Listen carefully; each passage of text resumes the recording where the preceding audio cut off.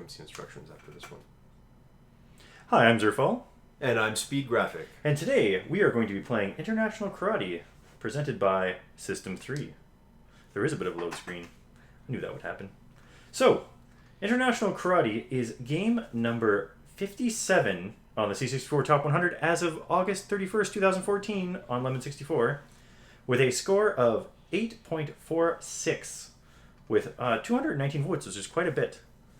One of the interesting things about this is that International Karate Plus is actually game number 5, which is just an upgraded version of this game. What's the main difference between them? I think the biggest difference is that International Karate Plus lets you play 3-player.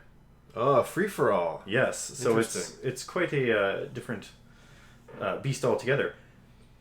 We're going to go ahead and load number A here, and we're going to keep our high scores because one of the two of us has gotten 2 high scores so far. Alright, so here we go. This is just a demo of the game. Yep. I'm going to hit F3 and get us started here, and try to remember to talk about other things as we fight. It's hard to do with fighting games.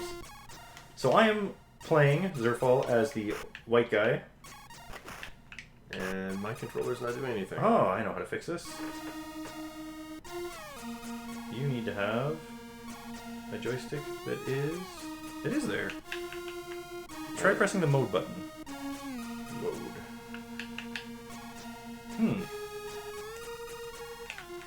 Oh, there we go. I'm in. Okay. Alright. So, this is one of those games where every direction on the joystick does something, and then every direction on the joystick with the button pressed also does something. So it's kind of hard to control sometimes just because it's so easy to accidentally press down or right when you're trying to press down right. And it's really easy to take for granted all the buttons we have these days. Oh yeah. Controllers. Oh, we got 8 buttons on these controllers, and they all do the same thing. Nope. You also need to be very specifically distanced when you do attack moves, because if you attack past the person by a single pixel, it won't hit them. And we managed to pull a draw off because of the controller issues. Oh, this is the mini-games in between, as was a staple of fighting games back in the day. In this case, hitting left and right makes you power through more, I guess those are concrete slabs? I guess, or boards or something like that. With these modern controllers, I find it's easiest to spin your controller instead of trying to hit left and right. It just happens to... Oh, that's not the right move. Shoot. Punch in the back. So this game came out in 1986, and as I mentioned before, it was by System 3. And at the time, there were quite a few of these karate games out, and they all looked very, very similar. And there's a reason for that. As mentioned in the Way of the Exploding Fist video, there was a big lawsuit that happened in 1986 between Epix and Data East of Super Nintendo's Shadowrun fame. And what ended up happening was Epix had World Karate Championship, and Data East had, what was theirs called? Karate Champ, I think. Karate Champ, that's right. And they ended up having a lawsuit, and Epix won originally, but upon appeal... No, it was the other way around. Data East won, and that made Epix unable to publish anymore, but then Epix appealed, and that opened up the market, I think, to karate games, basically saying that Data East couldn't have a monopoly on karate games. Oh, here's the second... Yeah, you can't... They said you couldn't copyright an entire sport. I missed that. I can't never get the jump. This is the second minigame. It is the worst of the minigames. It involves ducking under and jumping over stupid things that are flying at you. And you don't seem to get any points. Oh, right in the back of the head with a wrench. You can dodge a wrench, you can dodge a ball. So, that's why there ended up being so many of these karate games, because they could easily assume that no one was going to sue them. Oh. You know, I have to admit, I'm having trouble getting out of a modern mindset of Street Fighter controls. Trying to do complicated moves? Yeah. Oh, nice. right in the gut.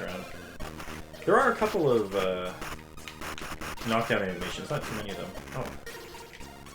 Now, one of the other differences in International Karate Plus is there is a key combination that will make everybody's pants fall down. Which is, of course, probably the real reason why it got such a high rank.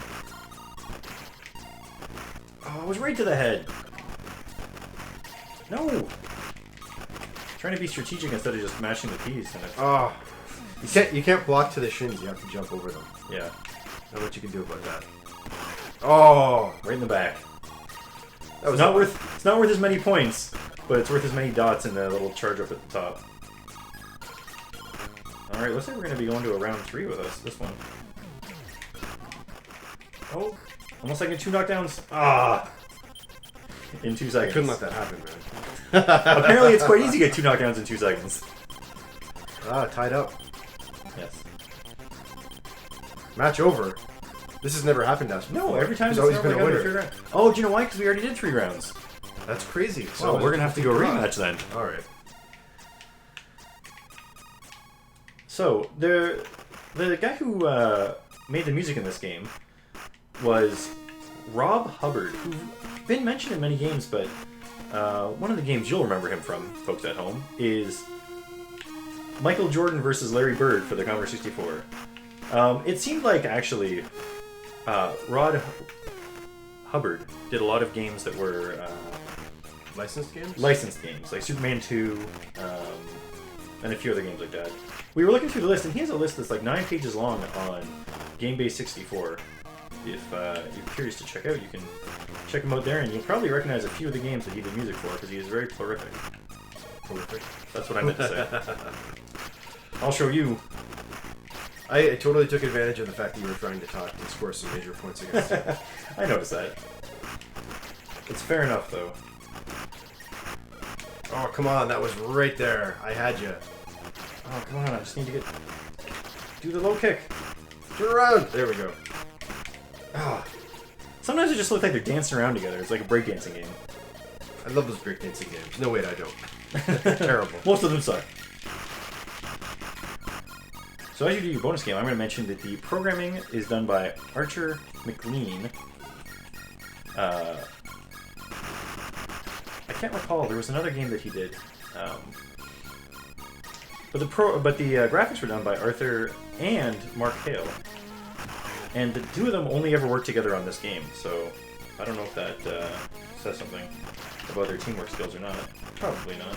Oh, I thought the kick to the head would work, but I did a flip.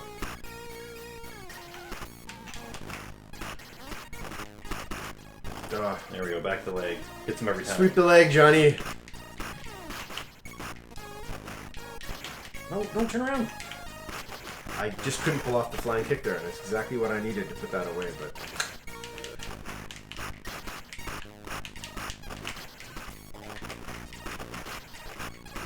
There we go. You can tell we're getting serious when they all the chatter stops. Oh! For once, the timing worked. No one expects the timing to work. Oh. Wow, what a close match. Well, this is do or die for me. You still have another chance if it's anything other than a draw. Or not a draw, unless you... Oh!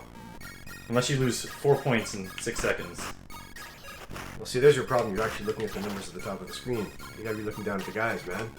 Or do I? Oh, I shouldn't have told you the secret. 2 points in 1 second. Ah.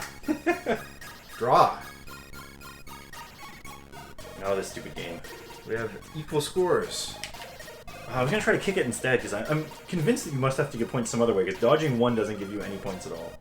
I think it does when you're on the Single player? Single player mode. Yeah. Yeah, as soon as you're doing a move, it's too late to try to do anything else. Yeah, you're pretty much committed once you decide. Oh. I'd like to see an actual karate fight like this, where the two guys are just literally throwing all their moves around and hoping the other guy lines up.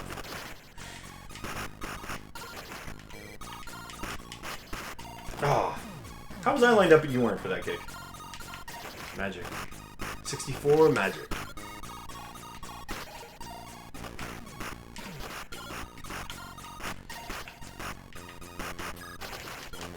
Oh, right out of the air! You are earning the... Oh no! Or maybe you're not right in gonna- the gut. I saw you wiping your nose. Oh. Back of the head. Okay, I think I have this one all buttoned up now. That's it. So much so that I can just walk backwards in front of you. Low kicks, low kicks!